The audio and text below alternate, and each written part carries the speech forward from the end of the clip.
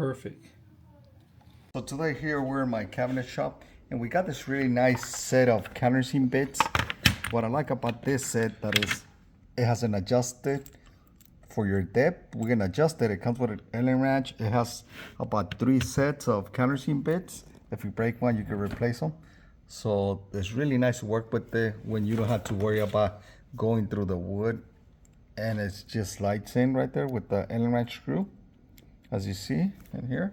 So this is how it slides. It slides in there, and we're gonna tie it up. So on the side, if you look in here, it has the small numbers where you can guide it to how deep you want it to go.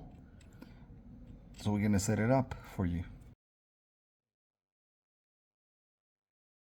So this is the ones that we usually use without a stopper. See the difference? Because we don't want to go too deep. So we're gonna remove this one. Put this one on our drill. And then we're gonna go in here to show you guys.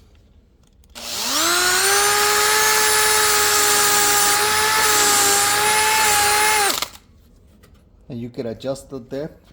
That way when you put your guys to work, you don't have to worry about that.